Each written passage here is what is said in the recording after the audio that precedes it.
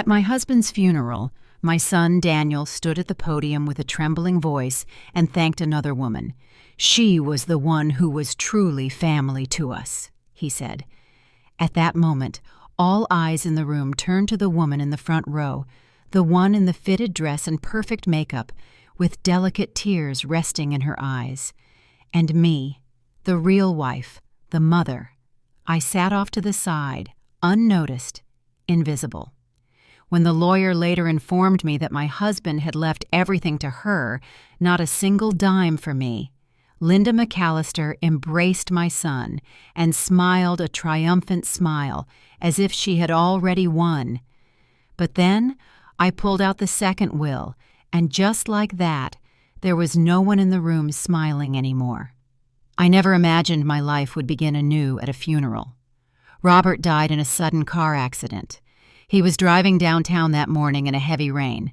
They said the brakes failed on a curve and the car crashed into a supermarket. He was gone quick. The doctor said he didn't suffer, but I wasn't sure he deserved such a clean departure. We had been married for 40 years. I used to think our marriage, while not romantic, was at least solid. Like one of those old houses weathered by storms, worn on the outside, but still standing. I gave up my career to tend to every corner of our home. He always said, "I can take care of you. You don't need to work." And I believed him. I naively thought it was some kind of love. At the memorial, I wore his favorite charcoal gray wool coat and stood by the chapel entrance greeting guests. The wind whipped, my fingers were numb. Still, I smiled, doing my best to make sure his farewell was dignified and orderly. Robert cared so much about appearances, about what other people thought of him. Even in his death, I found myself maintaining that neat facade for him. Daniel was at the podium. He's our only child. He turns 33 this year and is a back-end engineer for a tech company. He wore a sharp, dark suit. His face was solemn, and his voice was as steady as always. After reading a tribute to his father, he paused, and his eyes reddened. "There's someone I want to give a special thank you to," Daniel said, his voice a little shaky. The room fell silent. I clutched my handbag in my lap, my knuckles turning white. I thought he was about to say, "My mother." In that moment, I could almost hear it forming in his throat, that long-awaited acknowledgement. 40 years of companionship, dedication to the home, nights spent at the hospital, all the quiet sacrifices. I truly believed he had finally seen me. But what came next sliced through me like a dull blade, stripping that hope away inch by inch. Someone who supported my father through the toughest time of his life, Ms. Linda McAllister. A soft murmur went down the aisle. From the front row, a woman stood up and dabbed her eyes, nodding politely. She wore a deep emerald green wool coat, black heels, flawless makeup, and perfectly coiffed hair. As she sat down, those around her turned to look, curious and surprised. I felt sound explode in my ears like a detonated silence. Linda McAllister. I knew the name. She was Robert's administrative assistant at the firm. He later promoted her to a consulting partner, even briefly including her on the board. When I'd ask about her, he'd always downplay it. "She's competent. Don't be paranoid." I remembered that year's company party. She brought me wine, smiling sweetly, moving with the ease of a woman who fit in. I'd dismissed her at the time as just another sycophantic employee. Looking back now, how ironic. From across the room, someone whispered, "She's sitting so close, like she's family." And my son had just thanked that woman at his father's funeral. I felt like the chair had dropped from under me. My ears were ringing, and the world vibrated faintly. People came up to shake my hand, murmuring the usual. "He was a good man. We'll miss him."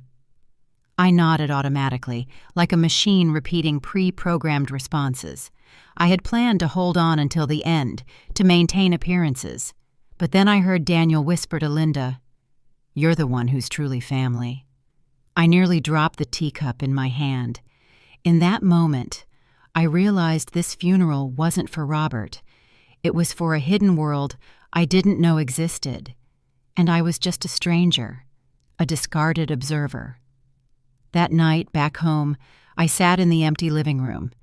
As I took off the coat, I saw that the satin ribbon was wrinkled, as if the last vestige of my marriage's dignity had been accidentally snapped. I sat at the dining room table and stared at the row of empty chairs. Robert's seat was still in its place. I hadn't moved it. For decades, he'd always sat there, hand on the armrest, waiting for me to bring him his soup. Now it was just alone, and the armrest had gone cold. There were still bottles of his favorite beer in the fridge. I never liked the brand, it was too bitter, but he'd buy a six-pack every week, just for him. Turns out, habit is the cruelest prison. I didn't sleep that night.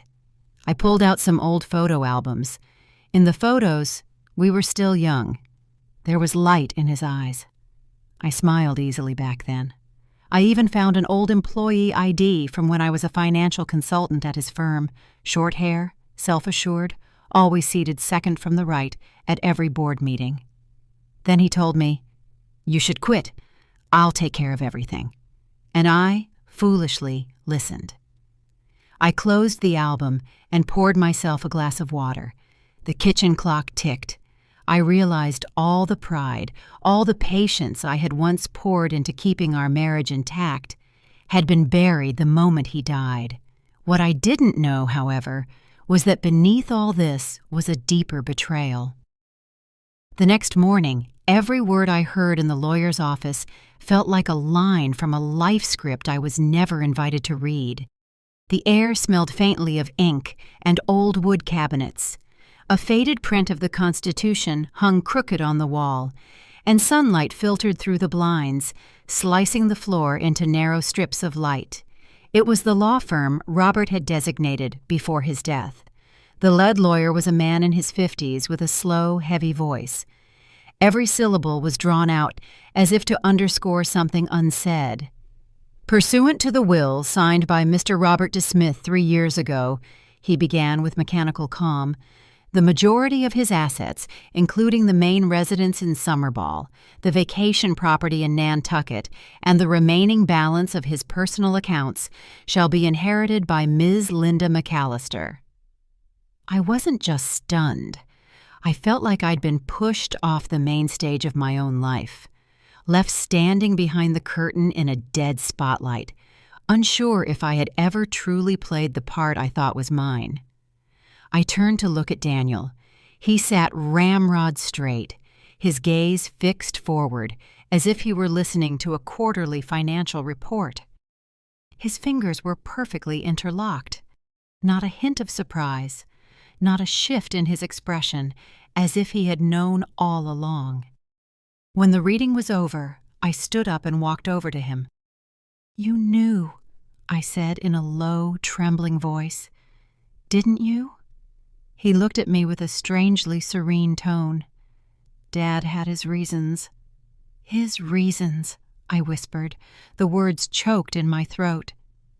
What did 40 years of marriage mean to him? Daniel was silent for a moment, then said, "He worked hard his whole life. Linda was there for him. She understood him." He lowered his voice almost apologetically. "You didn't." In that moment, I saw it clearly. Not only had I lost my husband, I was losing my son. He wasn't defending his father's memory. He was redrawing the family tree and erasing me from the map. When I got home, I stood in the driveway for what felt like an eternity, the weight of my handbag numbing my arm. I went into the bedroom and opened Robert's closet. His shirts, ties, and wool vests were still perfectly arranged with that familiar scent of refined decorum. But what lies were woven into those fibers? When did he decide I was no longer family? Was it the year I forgot to buy his favorite wine for our anniversary? Or before that, when I quit my job as his financial consultant and just became a housewife? I started searching through the drawers for proof I wasn't crazy. Old ledgers, photos, receipts, old business cards. In the kitchen drawer, I found a folder of letters Robert had kept. One was from the Nantucket Property Management Company. The date was 6 years ago. The recipient, Linda. My hands were shaking. I had been to that house by the sea countless times, not realizing I was just a guest. That afternoon, I walked across the street to visit Giselle, our longtime neighbor. She was a widow in her late 70s with a sharp memory and a garden brimming with roses. When I mentioned Linda's name, her face stiffened. "Linda, wasn't she the one Robert would take to those symphonies?" she asked, raising an eyebrow. "You didn't go with them?" I forced a smile. My mouth was dry. I never really liked social events much. Giselle shifted in her seat. "Oh, I always thought they were an item. She's been on this street several times. One year she helped Robert put up the Christmas lights." I froze. That Christmas, I was stuck upstairs with a swollen knee. Robert had told me a neighborhood boy had helped him. "Do you remember when they started getting close?" I asked. Giselle stirred her tea, thinking, "At least 10, maybe 15 years ago. I remember seeing her around here when you were away taking care of your sister. I thought she was some cousin or something." 15 years.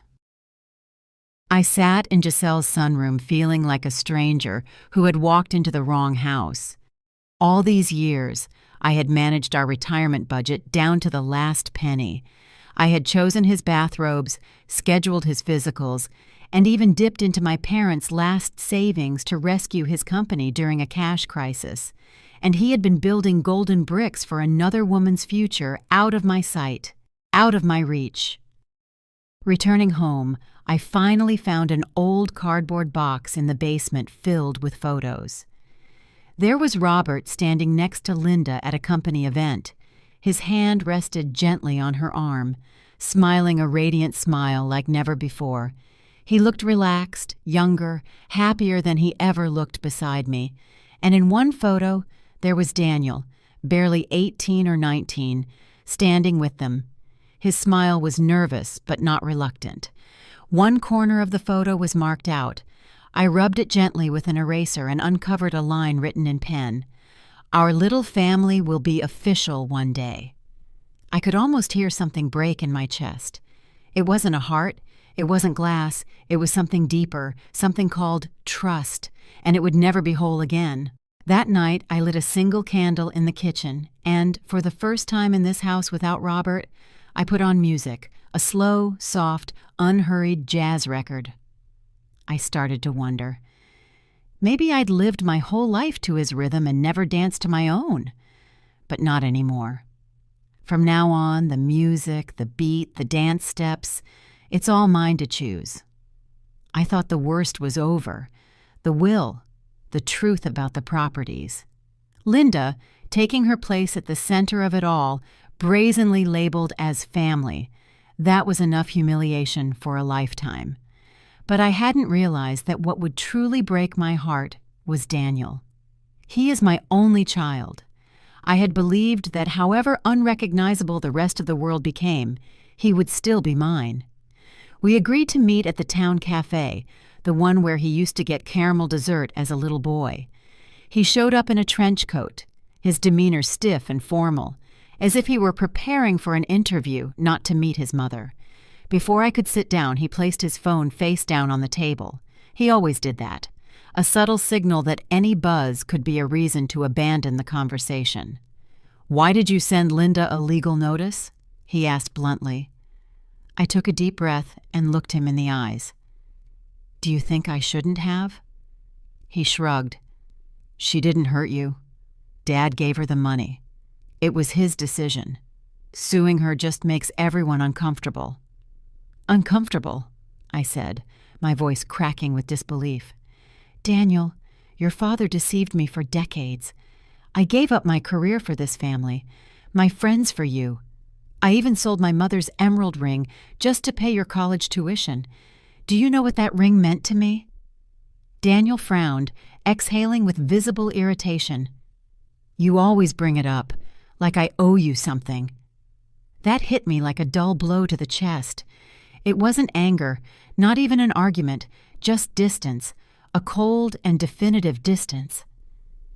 "Dad told me," Daniel said after a pause, his voice dropping, "that the happiest years of his life were with Linda. She understood him. She respected him. She didn't always question and criticize him like you did." "I questioned him because he stopped respecting me," I said, gritting my teeth. "I criticized him because he was wrong." Daniel shook his head as if he were listening to a meaningless sermon. "You're too traditional, Mom. You've always believed that making sacrifices is a virtue, but Dad didn't need that kind of love." That's when I understood. It wasn't a sudden revelation for him. He had been thinking this way for a long time. He just hadn't said it until now. I looked at him for a moment. All I could see was the boy he used to be. The boy who breathed raggedly during asthma attacks while I sat by his bed all night.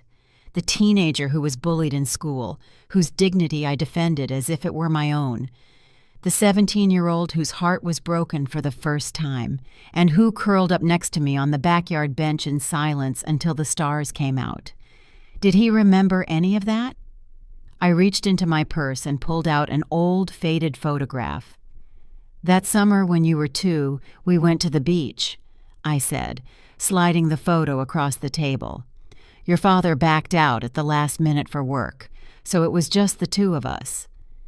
In the photo, he's wearing bright red swim trunks and standing on wet sand with a trail of tiny, wobbly footprints behind him. "You were terrified of the waves. You'd hold onto my neck and just scream, 'Mommy, Mommy!' You didn't know much about the world back then, but you knew where safety was." Daniel looked down and said nothing. "I know you idolize your father," I continued. "He was always elegantly turned out, never raised his voice, always said the right thing. But did you ever think that maybe I set the foundation for that elegant man to exist?" He looked up. There were no tears, no remorse, just a flicker of hesitation. "Dad did what made him happy," Linda said. "She made him feel needed. You were just too strong." Too strong. That was what I was. I thought about those nights spent balancing overdue accounts, the afternoons I cooked with a fever, the years I held back tears at Robert's cold silences and kept smiling anyway. That's what he meant by too strong. I put the photo back in my wallet and stood up. My voice sounded calm, but it had a deep firmness. "You're right. I was too strong, and starting today, I'll save that strength for myself." Whatever he said after that, I didn't hear it. I walked out the cafe door into the parking lot. It had started to rain. The drops hit the windshield with a slow, relentless rhythm, an orchestra made entirely of silence. I slid into the driver's seat and wrapped my hands around the steering wheel, pausing for a long moment. I didn't cry. I didn't fall apart. I just sat there, realizing that what I had lost wasn't just a husband. I had lost my marriage, my family, even my son. But in that same breath, I understood something else. I could no longer wait for someone else to tell me who I was. It was time to live for myself. At first, I thought Linda was just a late-life accident in Robert's story, a calculated opportunist, a woman who slipped in through the cracks. But now I see things clearly. She was never an accident. She had planned everything. On a rainy afternoon, I sat at the kitchen table with a mug of cold coffee in my hands, looking at her public Facebook profile. Her profile picture showed her on the beach, smiling softly, the background edited with a tasteful blur, as if she didn't want anyone to see what was truly behind her. Her bio said, "Consultant in the architecture sector, lover of classical music and community service, grateful for life's tender company." I clicked on her photo albums. The first image, Robert was seated in a wicker chair holding a slice of lemon pie she had apparently made for him. The text said, "His smile is my favorite reward." The date stamp said it was 6 years ago, the same year I was bedridden with arthritis. Robert had told me then that work was overwhelming and he would be traveling a lot. I believed him. I thought he was simply evading the burden of caring for someone, but now I knew. He wasn't escaping me. He was living somewhere else without me. I scrolled down and found more images both familiar and strange at once. There was Robert standing in Linda's living room in the wool jacket I had given him. There he was, helping her plant flowers and arrange bonsais in her garden. And then a video came up.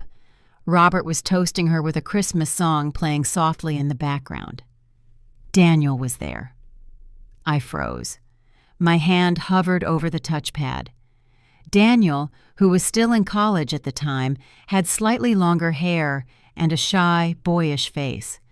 Linda had her arm around his shoulder and said, laughing, "Your dad should be proud of you."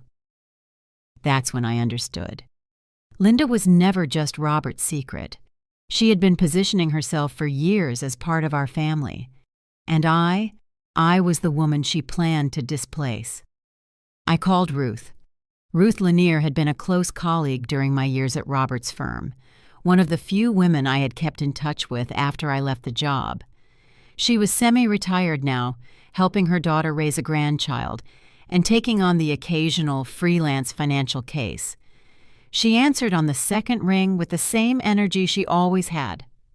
"Maggie, my goodness, I heard about Robert. I've been meaning to call you." "Thank you," I said. I didn't stall. "Ruth, I need you to help me find something." She didn't hesitate. "Tell me what you suspect." I paused. My voice sounded calm, but it was firm. "I believe Robert used company funds, for at least the last decade, to buy properties for Linda. And there might be other unaccounted-for transfers." Ruth went quiet. "You're not just fixing a marriage, Maggie. You're looking to expose fraud." "I want the truth," I said. "I've spent too long in the dark." We agreed to meet at her house in 2 days. In the meantime, I became a woman on a mission. I went to the local library and looked up Linda's property records in Summerball. One house, a single-family villa under her name. Purchase date, 5 years ago. Right at the tail end of the company's employee housing benefits project, the same one Robert was overseeing. I had visited there during that project. I remember joking at the time, "On the next trip you take me too." He dodged the suggestion. "You wouldn't like it there." Now I knew. The room was not reserved for clients. It was for her. 2 days later, I drove to Ruth's house. Her home was in a quiet suburb, a pale gray bungalow with a row of withering chrysanthemums out front. She greeted me with a glass of lemon tea and opened her laptop. "I checked some archived payment records," she said, scrolling through 3 entries labeled "Outside Consulting Support." "But the beneficiary company is a shell. No physical office is listed." She zoomed in on one line. $50,000 paid the same month you were home recovering from surgery. My stomach twisted. Ruth looked at me with concern from behind her glasses. "Are you sure you want to go through with this? Most people would just prefer to let it go." I didn't answer. I just saved a screenshot of the file to my flash drive. On the drive home, I went slow. The sun hit the windshield hard, and the air smelled of early autumn. The radio played an old 60s ballad. The chorus repeated softly, "You only find the truth when you stop pretending." Yes, only when you stop pretending do you begin to see clearly. Back at home, I sat in front of the computer and saved Linda's Facebook photos to a new folder.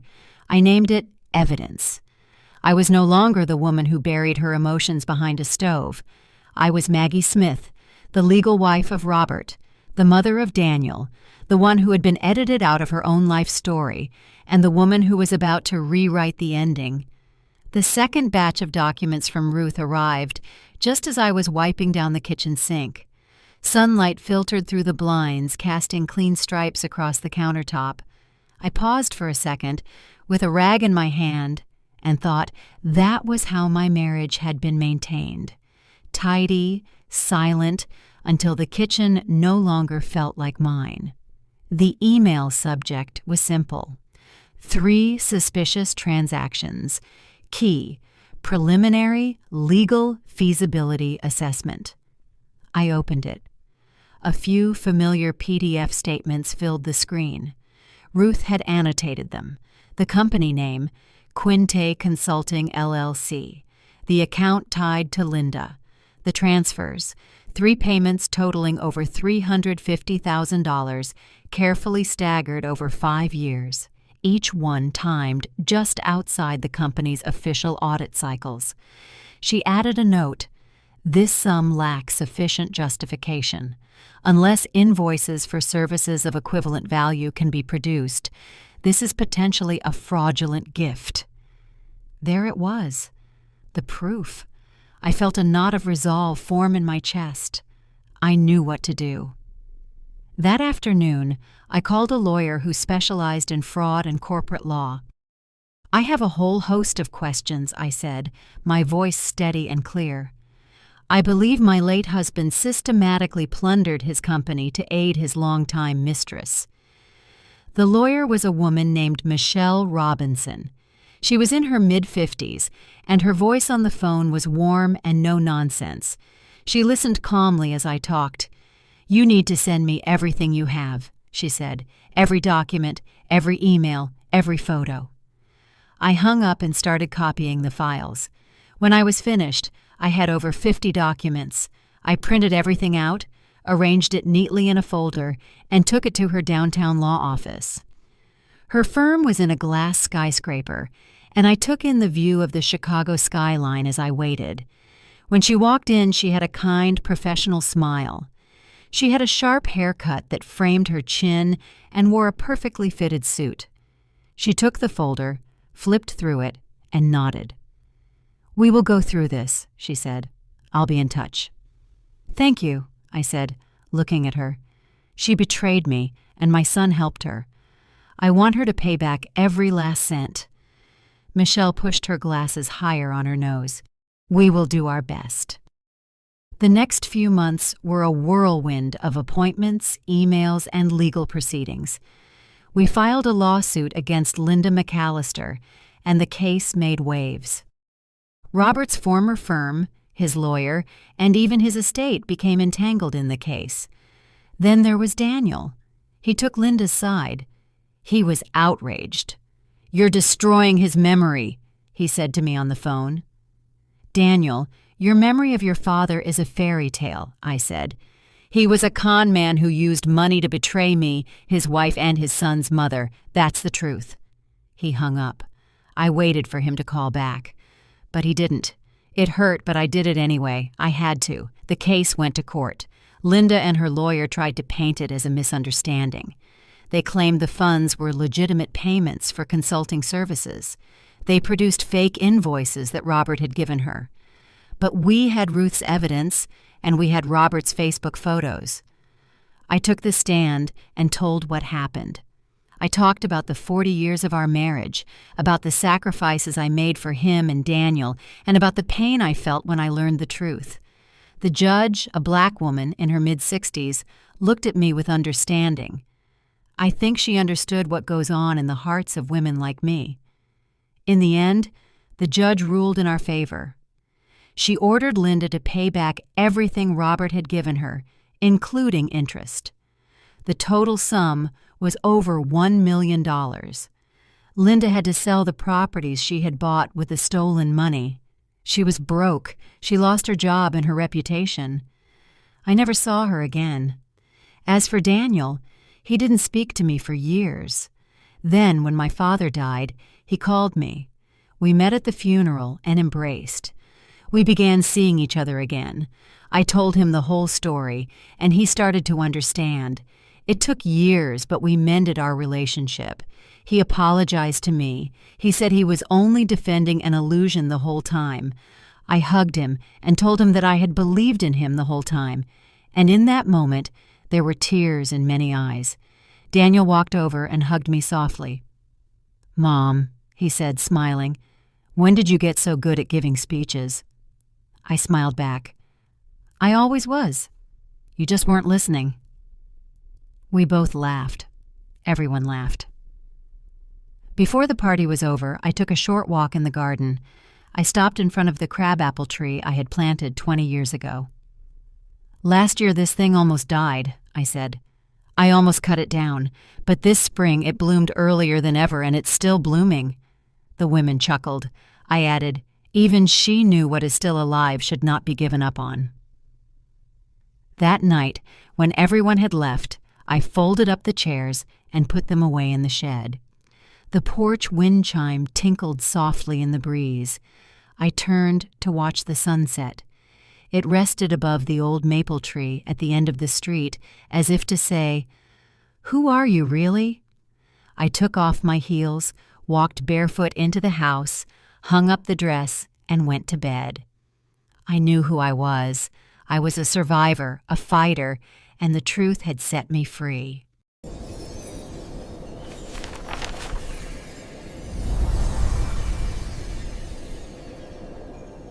My life changed the day of my husband Robert's funeral. As I sat quietly in the corner, his real wife of 40 years, my son Daniel, stood at the podium and thanked another woman, Linda Malista. His voice trembled with emotion, and the entire room turned toward her, the woman in the emerald coat, flawless makeup, and delicate tears. And in that moment, I realized I was invisible in my own husband's farewell. Later, at the Lewis's office, the final blow arrived. Robert had left everything: our home, our vacation property, our savings to Linda.